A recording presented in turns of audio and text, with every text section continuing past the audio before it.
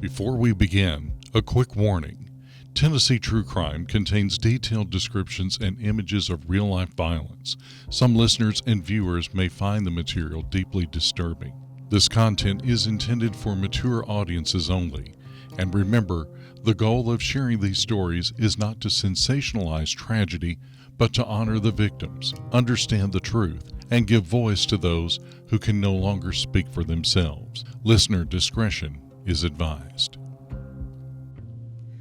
In the hills and hollowed-out backroads of East Tennessee, there are names that don't fade with time. They settle in, like a fog that refuses to lift. In Hamblen County, one of those names is Nicholas Todd Sutton. Not because of just one act of violence, but because of how early it started, how far it spread, and how it never seemed to fully stop. It began in a fractured childhood where love and fear lived in the same house, where addiction took root before adolescence had even finished forming, and where anger grew up right alongside him. By the time the system caught up, Nicholas Sutton wasn't just part of the violence. He was already defined by it. And even behind prison walls, where most stories end, his didn't. It only deepened. One cell, one victim, one confession at a time. This is the story of serial killer Nicholas Todd Sutton. They say the South never forgets, and Tennessee, she remembers everything. Welcome to Tennessee True Crime, where the shadows of the volunteer state's past meet the stories that refuse to be forgotten. I'm your host, Tiffany Morgan. Each week, we dig into twisted tales of betrayal, violence, and mystery, the ones where whispers carry truth and the answers are never as simple as they seem. Let's step into the dark and piece together the clues, because in Tennessee, some secrets still haunt the hills.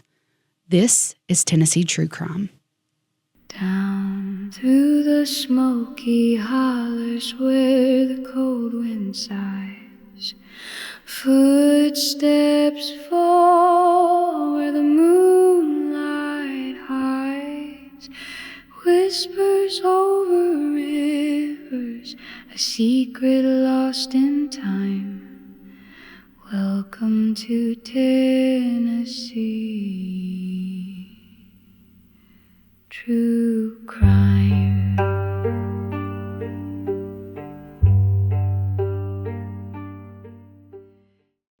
In the hills of East Tennessee, stories have a way of lingering. Some become local legends whispered across kitchen tables and gas station counters for decades. And few stories out of Hamblen County left a mark quite like the crimes of Nicholas Todd Sutton.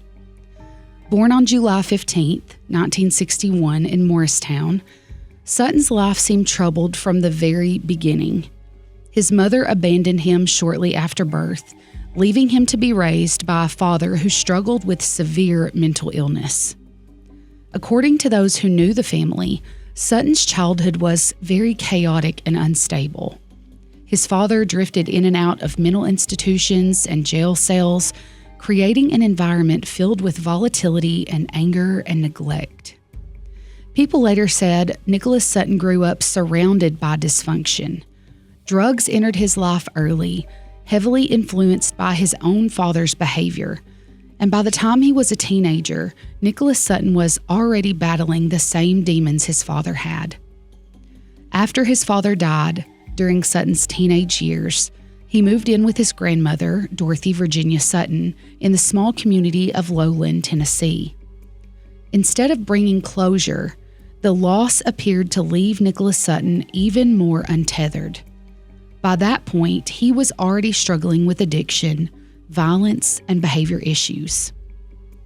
Friends and classmates reportedly saw him as angry and impulsive and increasingly difficult to control.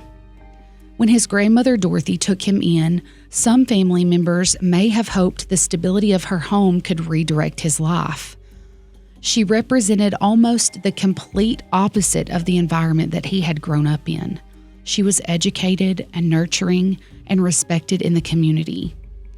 But trauma that deep doesn't simply disappear because someone offers kindness. And in many ways, the tragedy of the Sutton case lies in that contrast. Dorothy tried to save a grandson who had been shaped for years by neglect and fear, addiction, and emotional damage long before she ever opened her door to him. And none of that excuses what Nicholas Sutton eventually became. But it does help explain why investigators and psychologists and later attorneys spent years pointing back to his childhood when they were trying to understand how the violence escalated so dramatically, so early, and with such brutality. Known locally as Nicky, he struggled to stay in school and frequently got into fights with classmates until eventually he just dropped out altogether. Dorothy continued helping him financially, hoping so badly that he would find direction, but much of the money reportedly went toward cocaine and caring for his pit bulls.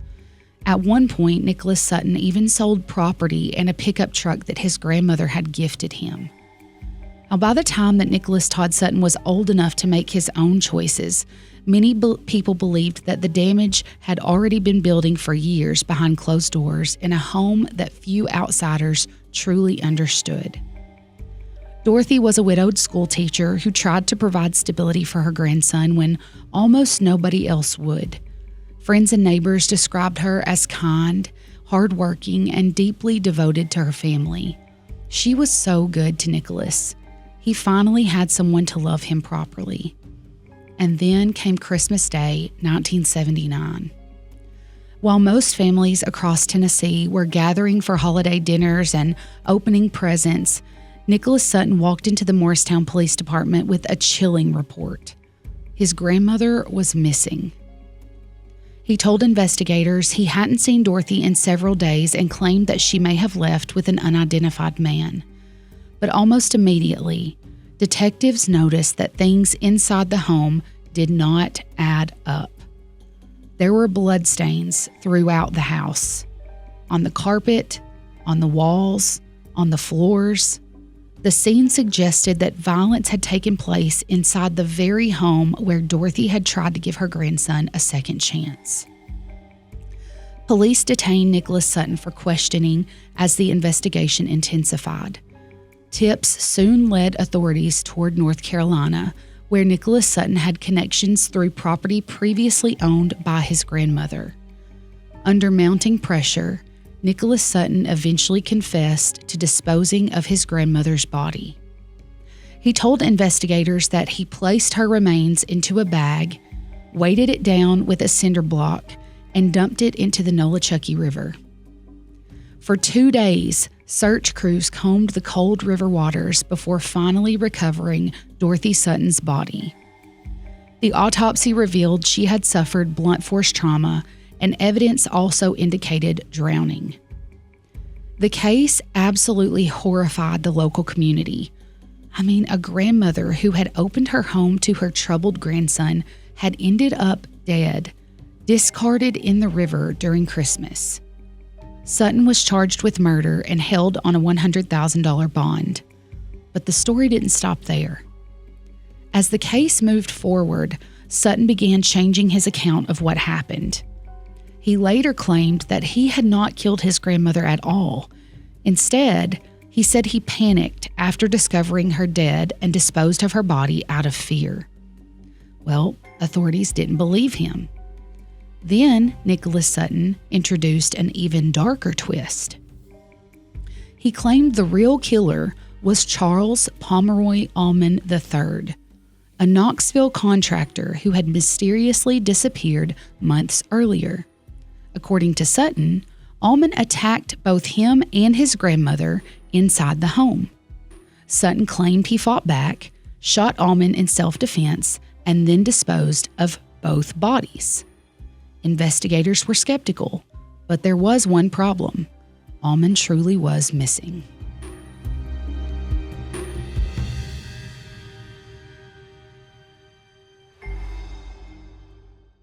At the cafe at Tree City, people are talking about their favorite treats. I personally like the caramel macchiato. I'm a cappuccino man. The biscuits are the best. I love the egg bites because they're so fluffy. Gravy biscuits, egg bites, it's all good. I like the caramel macchiato because it's so sweet. Come check out our fresh breakfast menu, served all day. Find out what you like at the cafe located inside the inn at Tree City. Hi, my name is Victoria Dodson. I am the general manager at Captain D's located in McMinnville, Tennessee, and we have been working with Main Street Media for a few months now, since January of 2026. Anytime I ever need an ad changed or update something with our package deal that we have with Main Street Media, they are on it ASAP, and it has definitely affected our sales in a very positive way. We have noticed an significant increase in our sales because the word does get delivered out to our customers directly and a lot more efficiently. We have a wonderful community here in McMinnville, and I've noticed a good majority of the community is on Main Street Media. So if we are running a special or we're trying to do something to give back to the community, we definitely deliver the news to Main Street Media and they get the word out for us. We have nothing but positive feedback. I have to say, probably the best advertisement we have for this Captain D's locally would be the Main Street Media for sure. In a place like Warren County, community means everything. And when it comes to your health, trust goes a long way. Every prescription, vaccine, and interaction is handled with care, combining modern technology with a personal approach so you feel confident in every medication you take. And now with our Test and Treat program, you can get tested and treated for common illnesses like flu and strep right here without the wait. And whether it's inside the pharmacy or the drive-thru, the care you receive is more than a pill or a vaccine. It's those in the community serving the community. It's knowing that the staff behind the counter care about your health and your medication, but most importantly, you. So come to Graves Family Pharmacy, because here we put the care in Warren County's healthcare. Graves Family Pharmacy, caring for Warren County one patient at a time. Turned down for a car loan? Struggling to get approved? Don't give up. Come see the team at Reddick Brown Ford. We believe everyone deserves a second chance. Our financing experts work with all types of credit to help get you behind the wheel fast. Make the short drive down Highway 55 to Reddick Brown Ford and drive home approved.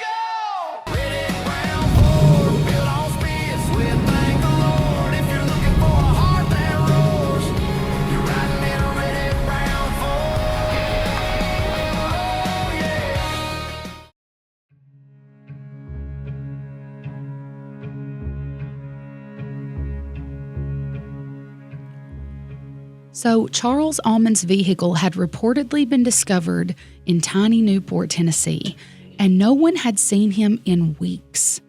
What initially sounded like another fabricated story from Nicholas Sutton suddenly carried enough possibility that investigators decided to, look into that a little further. Then the case grew even more disturbing. While already behind bars, Nicholas Sutton confessed to another killing entirely, the murder of his 19-year-old friend, John Michael Large. Nicholas Sutton told investigators that the two of them had argued over money at his aunt's farm near Mount Sterling. According to his confession, the confrontation turned violent and ended with Large being beaten to death. Authorities followed Sutton's directions to a shallow grave. When they exhumed the body, the details were brutal. Investigators determined that Large had died from blunt force trauma. Even more disturbing, a piece of plywood was reportedly found lodged in his mouth.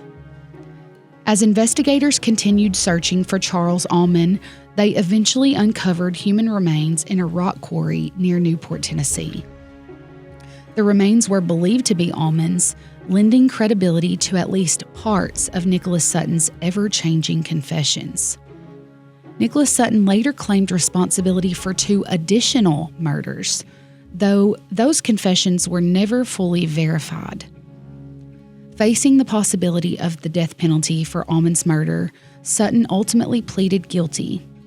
In exchange, he received additional life sentences, ensuring that he would spend the rest of his life inside Tennessee's prison system. And over the years, Nicholas Todd Sutton became one of the most notorious, not just because of the number of killings tied to him, but because of the darkness surrounding the entire case.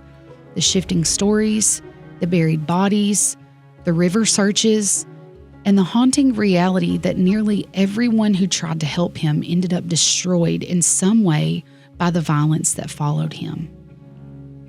Think this is the end of the story? No way. By the mid-1980s, Nicholas Todd Sutton was already serving those multiple life sentences inside Tennessee's prison system. He now lived at the Morgan County Correctional Facility. But even behind concrete walls and razor wire, the violence surrounding him didn't stop. If anything, it escalated. On the morning of January 15, 1985, inside the Morgan County Regional Correctional Facility, another brutal chapter in Nicholas Sutton's story unfolded. One so violent, it would eventually send him to Tennessee's death row. The victim was inmate Carl Estep. Estep was housed in Guild 5, one of the prison dormitory units made up of narrow concrete cells with wooden doors and thin vertical windows. The guilds were designed so that correctional officers could monitor inmates from a glass control station in the center of the room. But inmates knew something else too. Every morning during shift change, there was a short window of time, sometimes 5 or 10 minutes, when no guard was physically inside that guild. In prison, men notice routines like that. And according to the prosecutors, Nicholas Sutton did too. That morning, somewhere between 9:30 and 10 a.m., Carl Estep was attacked inside his cell. When correctional officers later entered during a routine shakedown, they found a scene that investigators would describe as horrifying. Estep lay on the lower bunk, covered in blood. There was blood splattered across the walls, blood soaked into the bedding, blood on his body and hands, evidence that he had fought desperately to stay alive. He had been stabbed 38 times in the chest and neck. Some wounds were shallow, others were catastrophic, puncturing his lungs, striking major arteries, and leaving injuries that a pathologist later testified would have killed him within minutes. Investigators also noted those defensive wounds across Estep's hands and arms, signs that he had tried to block the attack as it was happening. 2 homemade prison knives, shanks or stickers in prison slang, were recovered near the bunk, and a third knife was later discovered hidden near the cell. Witnesses would later say the killing stemmed from a prison drug dispute. According to inmate testimony, Estep had allegedly sold bad drugs to Nicholas Sutton and others inside the facility, and then refused to repay them. Tensions reportedly escalated further after property was stolen from Estep, leading to threats between the inmates. At the time of his murder, inside Morgan County Regional Correctional Facility, Carl Estep was serving time for child molestation charges. Multiple inmate witnesses later testified that Estep's conviction made him a deeply unpopular figure within the prison population, where offenders convicted of crimes against children were often targeted, isolated, or threatened by other inmates. While prosecutors argued the murder stemmed largely from disputes involving drugs and prison tensions, Estep's status inside the facility likely contributed to the hostility surrounding him in the days leading up to his death. But whatever the motive was, the violence that followed was overwhelming. Multiple inmates later testified that they saw Sutton enter Estep's cell that morning alongside fellow inmates Thomas Street and Charles Freeman. One inmate recalled hearing Estep scream from inside the cell. Another remembered hearing him beg for help. Don't do that. Please, don't do that. Then louder. Somebody, please help me. Somebody, please help me. Those screams echoed through the guild while inmates scattered away from the cell. Knowing exactly what was happening and knowing there was little chance anyone would intervene. One inmate, Kerry Scoggins, later testified that he looked through the narrow window in Estep's cell door and witnessed Sutton repeatedly stabbing Estep as the victim tried to rise from the bunk. According to Scoggins, Nicholas Sutton just kept on stabbing. Now, afterward, witnesses claimed the attackers calmly washed blood from their hands before leaving the cell. The brutality of the murder shook even hardened investigators. Carl Estep's killing wasn't described as a quick prison fight or a sudden burst of violence. Prosecutors portrayed it as prolonged and personal and savage. The sheer number of stab wounds became central to the state's argument that the murder was especially heinous. And the evidence didn't stop with witness testimony. Investigators later recovered bloody prison clothing discarded in garbage bags outside another guild. One pair of pants contained a telephone pass belonging to Charles Freeman. FBI testing reportedly identified hairs consistent with both the victim and Freeman on the clothing, while TBI serologists found blood matching Carl Estep's type on one of the jackets and one of the homemade knives. Inside prison walls, rumors spread quickly.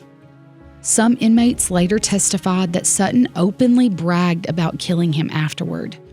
One witness claimed that Sutton said Estep, quote, got exactly what he deserved. At trial, Sutton's defense attacked the credibility of the inmate witnesses, arguing that their stories were inconsistent and unreliable. But prosecutors leaned heavily on the overlapping testimony, physical evidence, and the timeline surrounding the attack. In the end, the jury convicted Sutton and Thomas Street of first-degree murder. Charles Freeman was acquitted. For Sutton, the conviction changed everything. Because unlike the earlier murders that had already earned him life sentences, the murder of Carl Estep resulted in a death sentence. Prosecutors argued three major aggravating factors.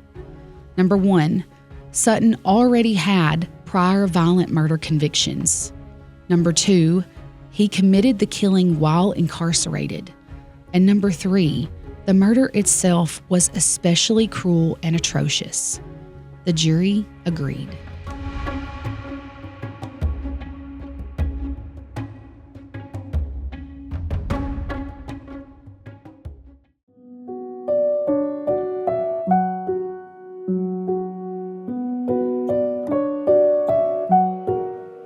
Years later, when people across Tennessee discussed Nicholas Todd Sutton, the Estep murder became one of the defining examples of the violence attached to his name.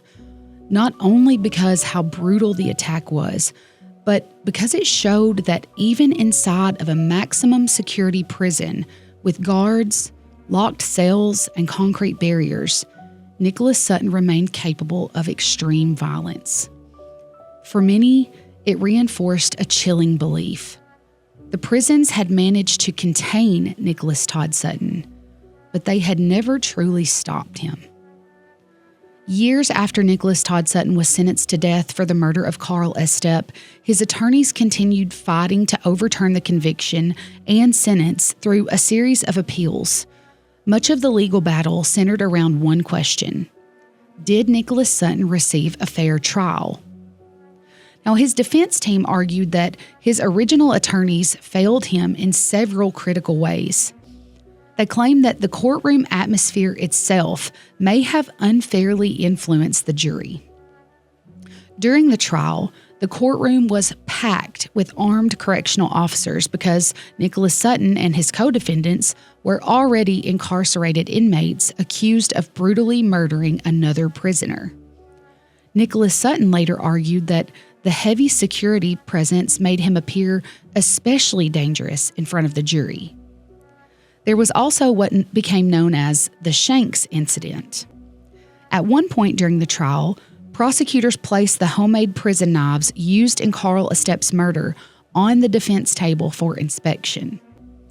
According to later testimony, Sutton's own attorney visibly recoiled while nearby guards reached for their weapons, apparently worried that Sutton might grab the knives. Sutton's appeals argued that that moment created an image of him as uncontrollably violent before the jury ever even reached a verdict. The courts ultimately rejected those arguments, ruling that the security measures were justified considering the nature of the crime and the fact that multiple inmates were testifying during that trial. Sutton's attorneys also challenged statements made by prosecutors during closing arguments. One prosecutor urged jurors to use common sense, arguing that prison officials would not have immediately locked Sutton up after the murder unless they believed that he was the one responsible. Another argument focused heavily on Sutton's future dangerousness, with prosecutors essentially telling jurors that a life sentence will not stop him from killing again. The appeals court acknowledged some of those comments may have crossed the line emotionally, but judges ultimately ruled the evidence against Sutton was overwhelming enough that the outcome would likely not have changed.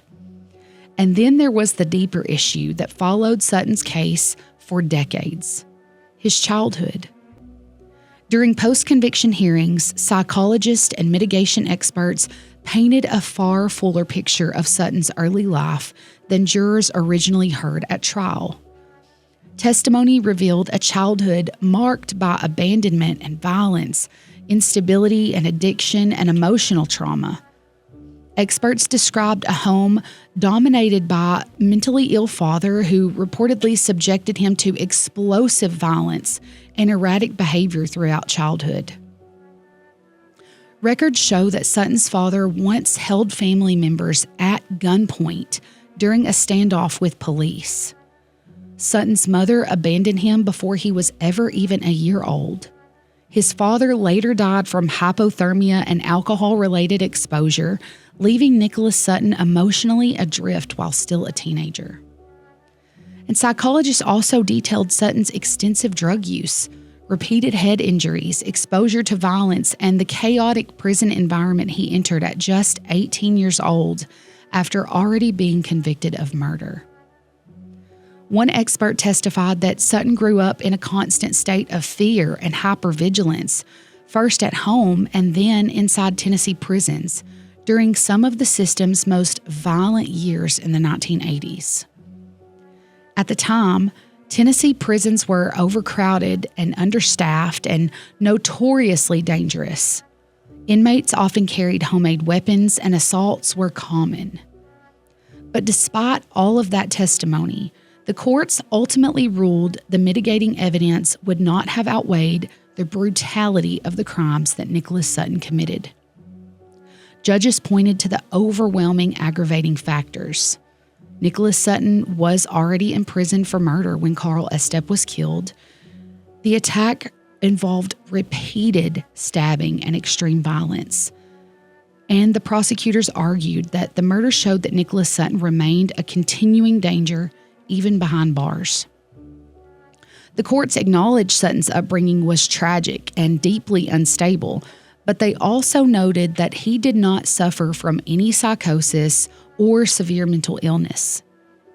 Experts diagnosed him primarily with antisocial personality disorder and chronic maladjustment, traits associated with manipulation, aggression, and lack of emotional control. Now, in the end, the appeals court repeatedly reached the same conclusion. Nicholas Todd Sutton's childhood may have explained parts of who he became, but it did not excuse what he ultimately chose to do. So when the time came for Sutton to meet his end, you would think the prison system, the inmates, and the correction staff would be thinking, good riddance, right? He's a menace, an evil, vile man, a man beyond help or rehabilitation. Well, not so fast. When it came down to the wire, a clemency petition was created. A clemency petition is a formal request asking a governor or other government officials to reduce or change a criminal sentence. In death penalty cases, clemency is often considered the final possible step before an execution takes place. It doesn't erase the conviction or declare someone innocent, but instead, it asks the state to just show mercy. And it's often based on factors like rehabilitation, mental health, traumatic background, remorse, or new support from victims' families, jurors, or correctional staff. In Nicholas Sutton's case, his clemency petition asked Tennessee Governor Bill Lee to commute his death sentence to life without parole, arguing that Nicholas Sutton had changed dramatically during his decades in prison. What made the clemency push for Nicholas Todd Sutton so unusual was not just that people supported him, it was who supported him. By 2020, Nicholas Sutton had spent more than 3 decades on Tennessee's death row. And during that time, according to former correctional staff, something about him had changed dramatically. The clemency petition described Nicholas Sutton as a man who had gone from a life taker to a life saver. One of the strongest voices supporting Sutton was a former Tennessee Department of Correction Lieutenant Tony Eden. Eden had firsthand experience with prison violence and wasn't someone easily shaken. But in his affidavit, he described a terrifying moment during the 1985 Tennessee State Prison riot in Nashville. According to Eden, 5 armed inmates cornered him and attempted to take him hostage while parts of the prison were burning down around them. Eden said that Nicholas Sutton stepped in alongside another inmate, physically confronted the group, and pulled Tony Eden to safety. Eden later wrote, "I owe my life to Nick Sutton." But Eden didn't stop there. In one of the most shocking statements attached to the clemency petition, he said, "If Nick Sutton were released tomorrow, I would welcome him into my home and invite him to be my neighbor." Now, for a former corrections lieutenant to publicly say something like that about a convicted multiple murderer was almost unheard of. Eden also described Sutton as the most rehabilitated prisoner that he had ever encountered in 30 years working maximum security prisons. Another prison official, Cheryl Donaldson, shared a story from 1994 when she slipped, hit her head on the concrete floor, and became disoriented inside the prison. Her radio and keys that would open all the doors scattered inside the corridor, a situation that could have quickly turned dangerous in a maximum security environment. Cheryl Donaldson said Nicholas Sutton immediately came to her aid. Instead of exploiting the situation, he helped her up, collected her keys and radio, and alerted staff for medical assistance. She later said that behavior was typical of Nicholas Sutton and described him as someone who consistently tried to help others inside that prison. Cheryl also revealed she once had a deeply personal conversation with Nicholas after discussing the murder of her own brother. According to her affidavit, Sutton told her he was haunted by the people that he had killed and deeply regretted the pain that he had caused those families. The clemency petition also included statements from former Tennessee Department of Correction employees who described Sutton as living proof of rehabilitation, an honest, kind, and trustworthy man, a mentor who helped calm younger inmates and prevent violence inside the prison. And then came another shocking layer.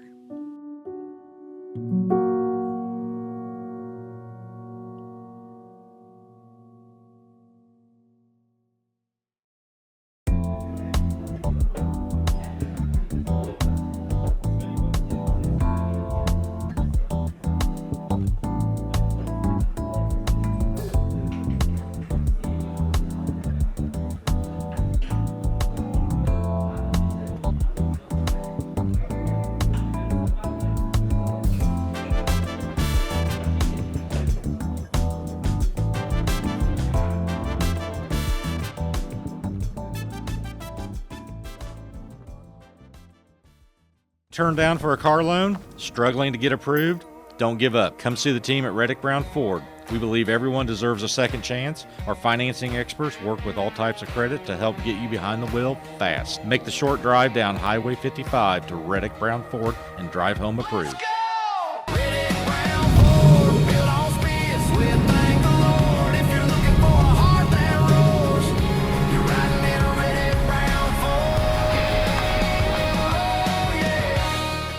My name is Andy Knowles. I'm the owner, president, and CEO of Knowles Private Wealth. We've been working with Main Street Media ever since we opened up our doors, and that was a little bit over 1 year ago. We officially started advertising with Main Street Media when they launched 92.1 The One, and we've been with them ever since.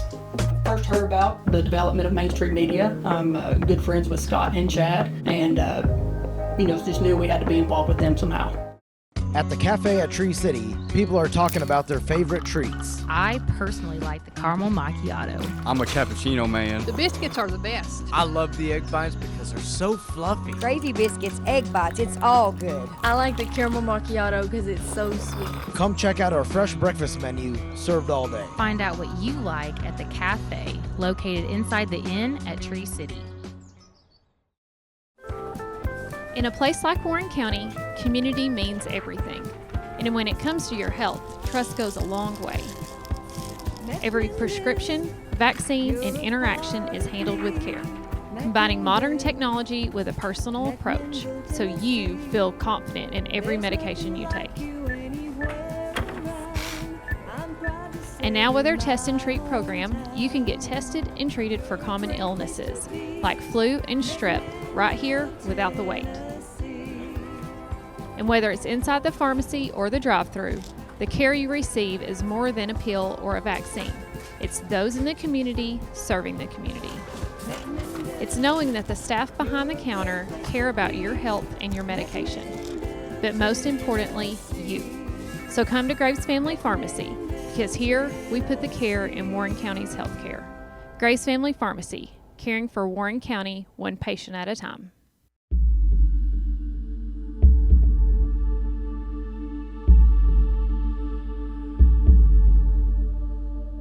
Some of the jurors who sentenced Nicholas Sutton to death changed their minds.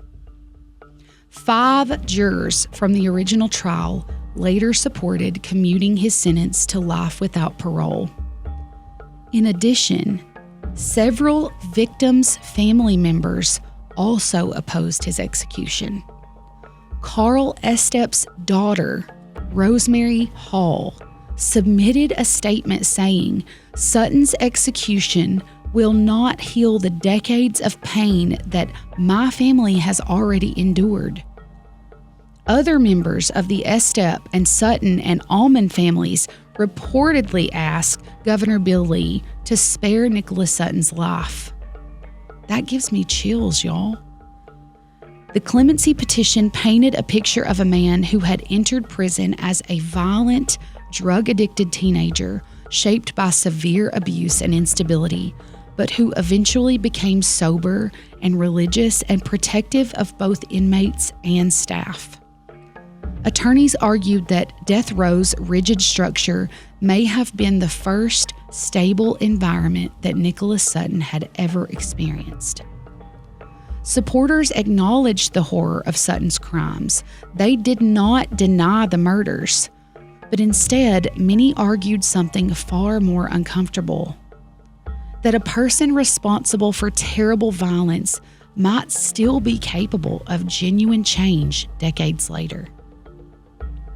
For some people, that made Nicholas Sutton's execution even more haunting, because by the end of his life, there were prison guards and jurors and counselors and even victims' family members standing on the opposite side of the courtroom from where they had once stood, asking Tennessee not to kill the same man that they once believed deserved to die. But on February 19th, 2020, less than 24 hours before the scheduled execution, Governor Bill Lee denied the clemency request. In a brief public statement, Lee said that he had carefully reviewed the case and would not intervene. And just like that, the final path was set. On the evening of February 20th, 2020, inside Riverbend Maximum Security Institution, Nicholas Todd Sutton prepared for his death. He had chosen electrocution over lethal injection, becoming the first Tennessee inmate in years to voluntarily choose the electric chair. And attorneys for several death row inmates had challenged Tennessee's lethal injection protocol, as we've reported on before, arguing that it risked causing severe pain, and Sutton ultimately opted for the older method instead. For his final meal, Nicholas Sutton requested fried pork chops, mashed potatoes and gravy, peach pie with vanilla ice cream. It was a meal that sounded almost painfully Southern, the kind of comfort food served across Tennessee dinner tables for generations. As the execution hour approached, witnesses were escorted into the chamber. Sutton was strapped into Tennessee's electric chair, his head and legs shaved for the electrodes. A mask was placed over part of his face as prison staff secured the restraints. Before the current was activated, Sutton gave his final statement. His voice was described as calm. He thanked God. He thanked the people who had supported him. And then he spoke directly about redemption. I would like to thank my wife for being such a good witness to the Lord for me, and my family and many friends for their love and support as they have tried so very hard to save my life. Don't ever give up on the power of Jesus Christ to take impossible situations and correct them. He can fix something that's broken because he fixed me. I want to uplift the name of Jesus Christ, Lord of Lords, King of Kings. I'm just grateful to be a servant of God, and I'm looking forward to being in his presence, and I thank you. At 7:26 p.m., the electric current was activated. Witnesses later described Sutton's body tightening against the restraints as the voltage surged through the chair. The execution lasted several minutes before a physician entered the chamber and pronounced him dead at 7:36 p.m. Nicholas also provided a public final statement for his attorneys to read after his execution. I have made a lot of friends along the way, and a lot of people have enriched my life. They have reached out to me and pulled me up, and I'm grateful for that. I've had the privilege of being married to the finest woman who is a great servant to God. Without her, I would not have made the progress that I have made. I hope I do a much better job in the next life than I did in this one. If I could leave one thing with all of you, it is, don't ever give up on the ability of Jesus Christ to fix someone or a problem. He can fix anything. Don't ever underestimate his ability. He has made my life meaningful and fruitful through my relationships with family and friends. So even in my death, I'm coming out a winner. God has provided it all to me. Nicholas Todd Sutton was 58 years old. And even in death, the division surrounding his case remained. To some, he was a brutal, multiple murderer whose violence devastated families across Tennessee and continued even inside prison walls. To others, he became one of the state's most unsettling questions about redemption. A man capable of horrific cruelty in his early years, but who many prison staff, jurors, and supporters believed had genuinely changed over decades of incarceration. That tension never fully disappeared. And maybe that's why the story of Nicholas Todd Sutton still lingers so heavily across Tennessee. Because unlike many true crime stories, this one never settled cleanly into a simple ending. The weight of this case has never rested on violence alone. It rests in contradiction.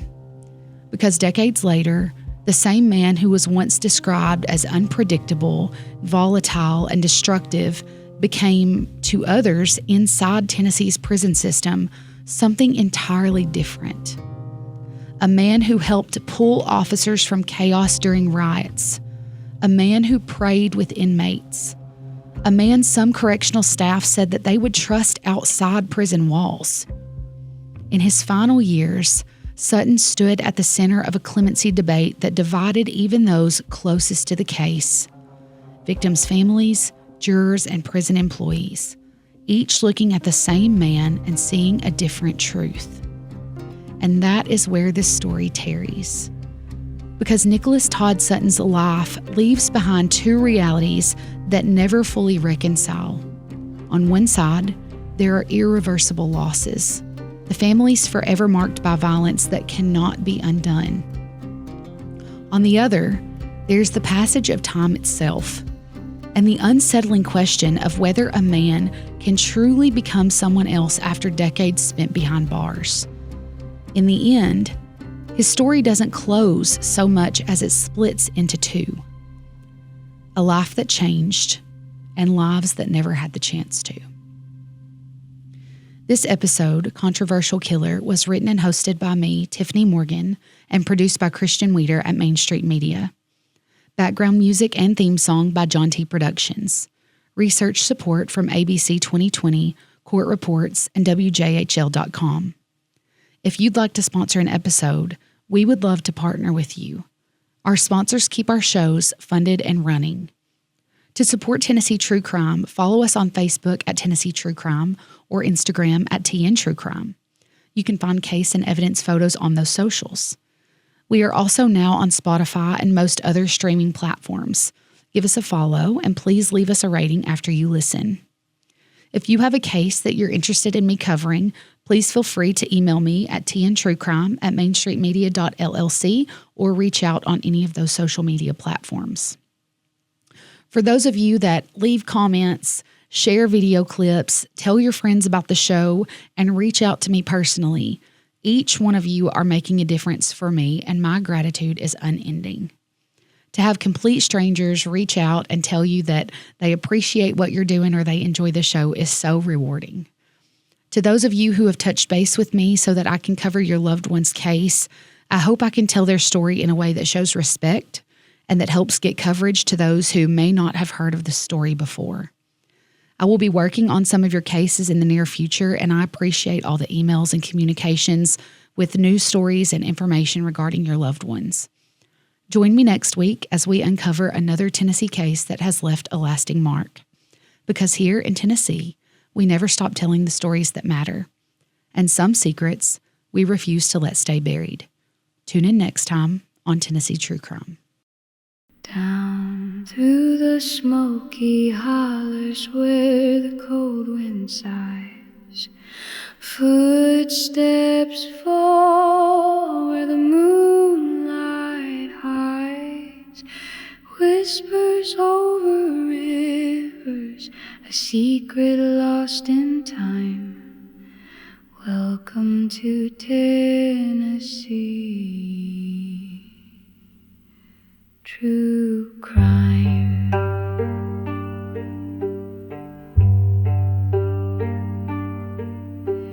Dark tales in the mountains where the mist won't lie, echoes of the fallen under starless skies.